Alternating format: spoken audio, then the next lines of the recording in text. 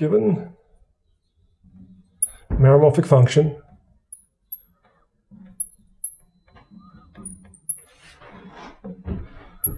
so when I write meromorphic, it means that it's meromorphic. It means that it's holomorphic except for this discrete collection of poles inside omega. Okay, so I'm not going to write omega, take away a bunch of points now. I'm just going to say meromorphic function on omega and understand that to mean that there are poles inside omega where the function is not actually differentiable. And obviously, poles don't have a cluster point in the center, for reasons we discussed. Or not in the center, but inside the set itself. All right, so given a meromorphic function like this and a simple closed curve,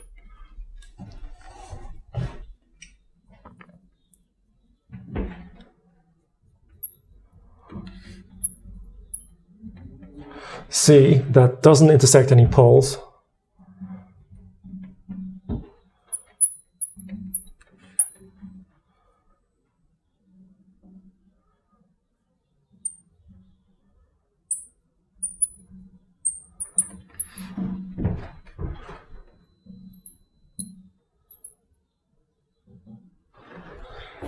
then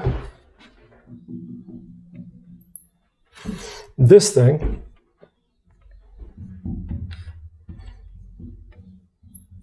is equal to the number of zeros inside the interior of C.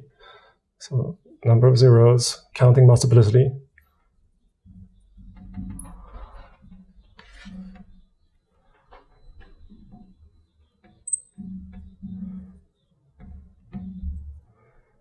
in so the interior. This means the interior of the simple closed curve minus the number of poles.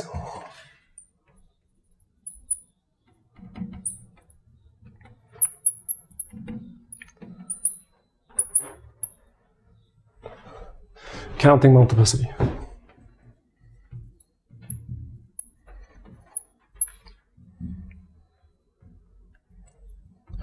Okay, so firstly, let's motivate this. So I'll explain it.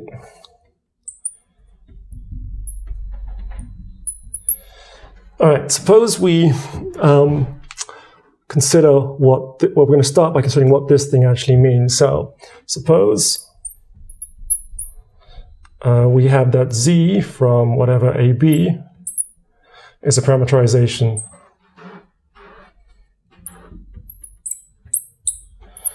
of the curve C, right?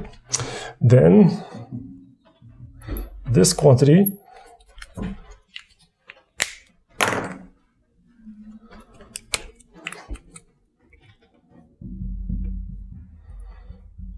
is the integral from A to B of f prime of z of t over f of z of t, z prime of t dt, right? And then let g of t be defined to be this, to be f of z of t.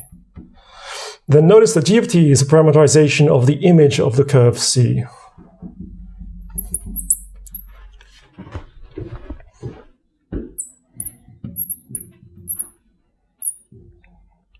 Parameterization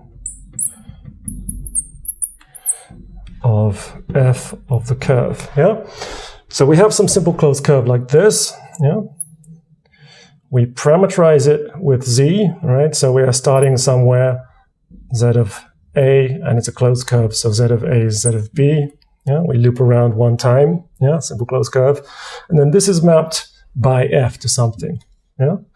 And then in the image, this thing can do all kinds of stuff, right? Because that's the nature of holomorphic mappings, right? They wrap around themselves easily, yeah?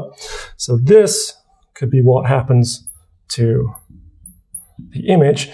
But as we go from A to B, then now we are wrapping around like this with our new parameterization, which is wrapping around the image, yeah? So potentially as we go over A to B, we're actually doing many loops around zero. Potentially, yeah? If zero's somewhere here, or if zero was here or here, yeah? So this guy is a parameterization of this, yeah? And then this integral And we can write star as the integral from a to b of just g prime of t over g of t. Because g prime of t is f prime times z prime by the chain rule. Yeah? And this thing on the bottom is just g of t. Yeah? So then this thing is nothing other than the integral around the image of the closed curve f of c 1 over z dz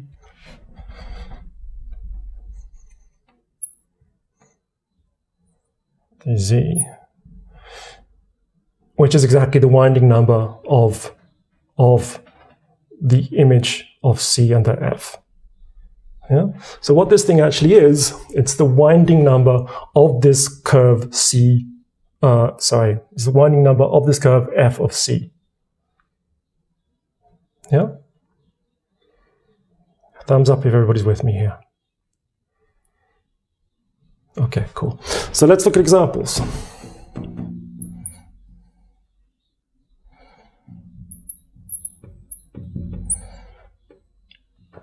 Suppose we have f of z equals z to the n, and suppose we have the curve C is just the boundary of the ball of radius r around 0, whatever radius that is. Yeah? Then what happens to, what is f of c? Then f of c, what is it? Show me with your finger what f of c is.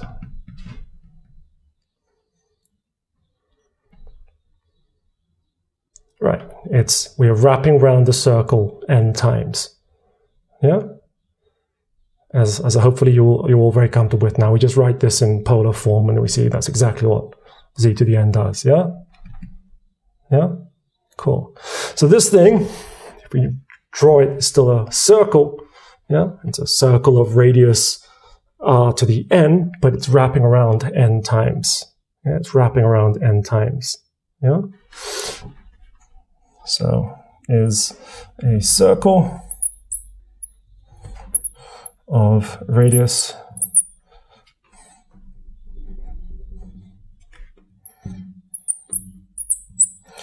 r to the n wrapped around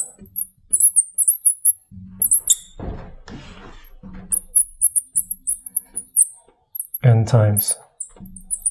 Yeah, so let's see if we believe the statement of the theorem in this case. Well, this is the circle in the domain, this is the circle in the image, and I can't draw it wrapping around n times, but this is, you know what I'm trying to do. And what is the winding number? The winding number is clearly n, right? The winding number of the image of the circle is clearly n. Yeah? Yeah? Thumbs up if you're with me here. Okay. So winding number is now winding of f of c is just n, because we're wrapping around n times. And what's the number of zeros inside the interior of our curve here in the domain? So this is domain, and this here is the image. Well, the number of zeros, counting multiplicity, is n. Yeah? Number of zeros, counting multiplicity, is n. So for this particular very simple case, we believe this argument principle. This is clearly true. Yeah? Cool. Let's change the example a little bit. Let's do this. Let's do minus m. Let's do minus m. Yeah? Now, show me with your finger what the image of the circle is under this mapping. What is that? You cut out, but I guess you said this, right? Yeah? And now it's wrapping around clockwise, which means it's wrapping around minus n times. Yeah? It's wrapping around minus n times. Yeah? So it's wrapping around minus n times, because clockwise is the opposite orientation, so minus n times. Yeah? And then let's count the number of zeros and poles inside this thing, well, the number of poles counting multiplicity is m. Oops, it's m, not n. Yeah? The number of poles counting multiplicity is m. Yeah. So this thing says that this thing right here, which is the winding number of the image of the curve, yeah, should be minus m, and indeed it is minus m because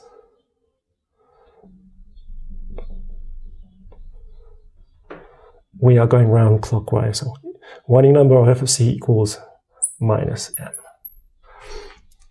Yeah? Cool. So in these very simple cases, we get what we want. Okay, let's be more sophisticated. Go ahead. That's the winding number of the image of the curve under f. Yes. The winding number itself of our arbitrary curve is this, right? So given a curve gamma, arbitrary closed curve, the winding number is this thing. Yeah. And what we've learned by change of variables is that this thing here is exactly this thing here. Oh, so what I've forgotten to do is put the 1 over 2 pi I, which might be the point of your question. Okay. Okay. Yeah. So yeah, I want to give this thing some meaning to you. Otherwise, it's just some weird formula. And the meaning of this thing is exactly this, that it is the winding number of the image of the curve under the mapping f. Yeah. And what we're seeing with these examples is that we can easily detect what the winding number of the image of the curve is in these simple examples because we can just track what's happening, right?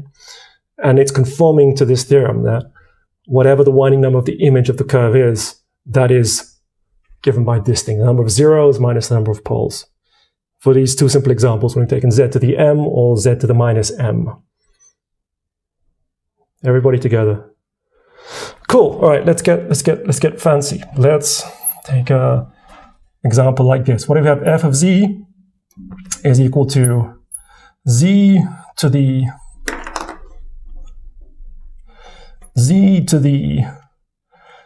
n times z minus I to the minus m. Yeah. So let's take some circle with a large radius. All right. Tell me roughly what's happening to the circle when we map it with respect to this f here. What's happening to this circle?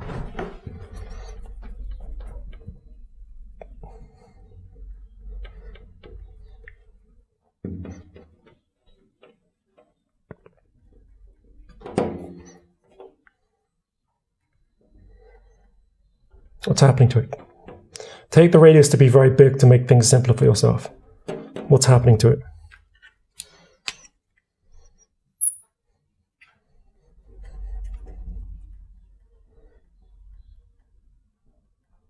Come on.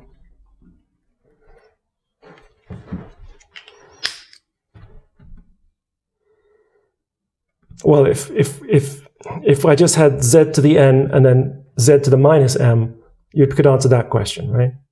Because that would be just z to the n minus m, which is one of these cases, yeah? So if we're out very, very large scale, yeah, then for z which is very large, it doesn't really notice this minus I very much, right? Yeah? So that function for very large z is a lot like just z to the n minus m. Yeah? Yeah? So for very large z, you would expect this to actually be either taking the circle and winding it round. Well, depends where the m and n, what the signs of them are, right? So I'm going to say it's going to wind around n minus m times, where by that I mean n minus m is the number of clockwise times it winds around. Yeah, that's what you expect for very large radii. Yeah, because it's morally just like z to the n minus m. Yeah. Cool. So that implicitly takes care of the case when n is less than m, And when I say it winds around n minus m times, I mean it's winding around clockwise. Yeah? Yeah? Cool. All right. So, let's see if we have a large radii, if we actually believe this theorem. Well, I hope we do, right? Because if we have a large radii, then 0 is here and I is very, very close by. Yeah. And what's the number of zeros we have? We have n zeros. And what's the number of poles we have? We have m poles. Yeah. So again, the winding number is indeed n minus m. Yeah. And we can see that hopefully somewhat naturally when we take large R, because then we know that this behavior is an awful lot like, again, z to the n minus m. But this theorem holds true for any R, so long as we actually have radius bigger than 1, and we don't actually cut out this complex number I.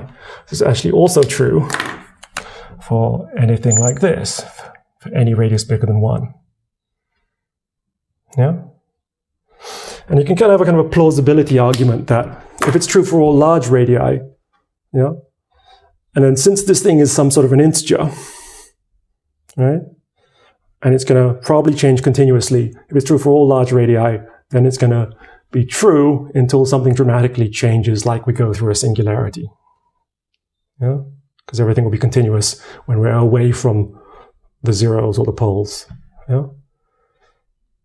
So hopefully this seems reasonable even for any radius. Yeah? Any radius that includes both 0 and I. Cool. So what does this say? This says that the influence, the topological influence of zeros or poles is indestructible. That if you have some function which has some zeros here, then that is forcing your complex function to take the complex plane and wrap it around each one of these zeros. And if you have a bunch of poles around here, then that is forcing the complex function to take the entire complex planes and wrap it around clockwise around these poles. So if you have something that contains these guys here, then the wrapping or around that occurs is entirely forced by these zeros and poles, and nothing gets lost. The only way you have any cancellation is when you have clockwise wrapping around being cancelled by anti-clockwise. Yeah? So it means that topology is indestructible for holomorphic functions. You can't do any crazy thing and then have some sort of wrapping around. I mean, we have these things locally. We know these things on a very small scale wrap around how we think, right? Because we know when we have a zero that f of z is equal to z minus z0 to the n times some nice holomorphic function, which is non-zero around z0, yeah? So locally, it's wrapping around in a nice way, yeah? So if we have a zero. And we also know that if we have a pole, f of z equals z minus z1 to the minus m, and then h of z for another holomorphic function, which is non-zero at z1. We have some clockwise wrapping around in this case, yeah, locally, just because these representations hold true locally, yeah. But what this says is that the wrapping around you see locally has to sort of keep going forever, goes on forever. There's no way that it just like, there's no way that it just kind of like just diffuses out. The wrapping around is a topological property that can't be undone by a holomorphic function, except by some wrapping in the opposite direction. That's what this theorem says. Yeah. So it's kind of remarkably strong theorem. So when you have zeros and poles, they force a topological behavior on your holomorphic mapping that perpetuates forever. Yeah? Sort of just goes on forever outwards. Yeah, so, yeah. I mean, you might think that that's natural, and you know, most examples you can think of things wrapping around do something like this. but actually being able to prove such a definitive statement is kind of surprising. Normally, it's very hard to prove. It's normally very hard to prove things that seem naturally topologically to be true. Often it's an incredible challenge to actually demonstrate it, but not in this case. As I'm about to show you, the proof of this is very simple. It's very simple. Okay, so everybody happy with what this thing says? Yeah, makes sense? Cool.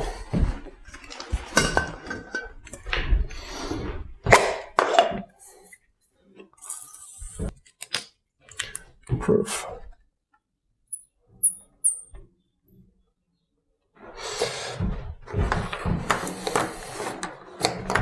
All right, so suppose f has a 0 at, say, z0. Then, as we know well, f of z is locally representable like this.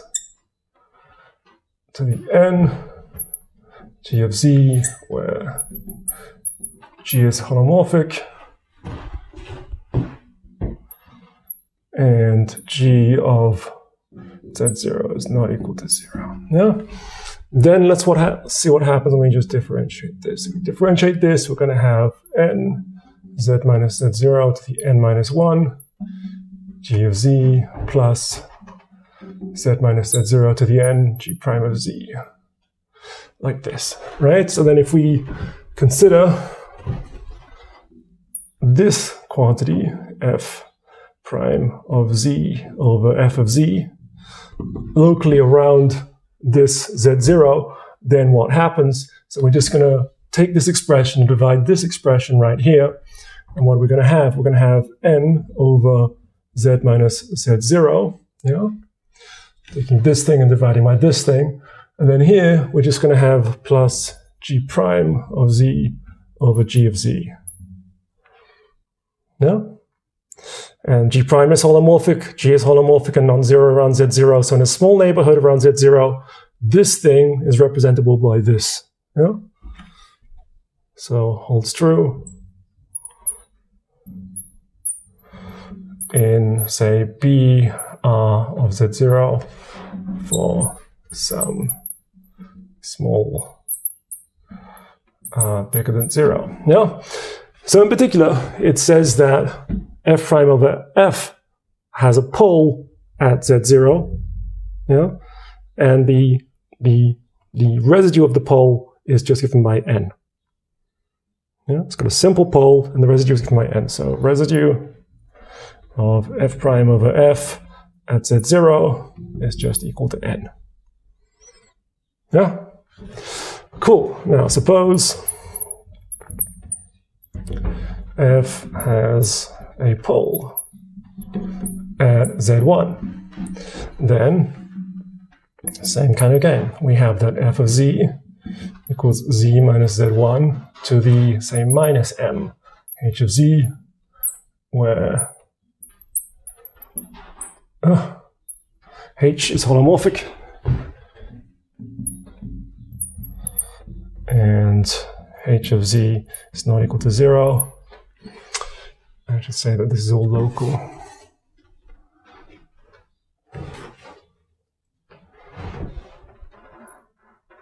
Locally, write that better.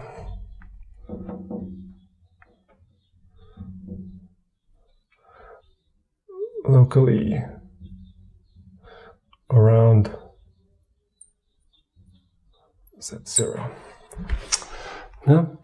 So same going. They have this or this, and this holds locally around z1. Oops, it's z1 now, not z0. It's not equal to 0 locally around z1. And then we do the same thing. We're going to differentiate this guy. F prime of z, we have minus m z minus z1 to the minus m minus 1 h of z plus z minus z1 to the minus m h prime of z. And then when we consider this quotient, f prime of z over f of z, then using this representation, and dividing through by this, like this, we're going to have minus m z minus z1, like this. And for this thing, all we're going to have is just h prime over h, right? And again, since h of z1 is non-zero, this part's perfectly nice. We have nothing going on except a pole of order 1, a simple pole at z1, and residue at z1 of f prime over f is equal to minus m. Yeah? Cool. So the only place we have anything happening with this expression here will be when we have either poles or zeros. Outside of poles or zeros, then this thing will be perfectly nice, analytic. There'll be no problems with it. There'll be no issues with it. Just because by the quotient rule, if we're not near a pole or a zero, then we're differentiable and everything's good. Yeah. So by the residue theorem, we can just calculate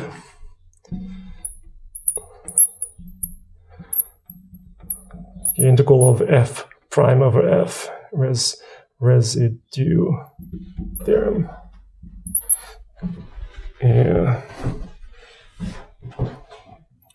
If we integrate this thing, f prime over f dz, then this is just 2 pi I times the sum of the poles, right? So zk, the residue at zk of f prime over f.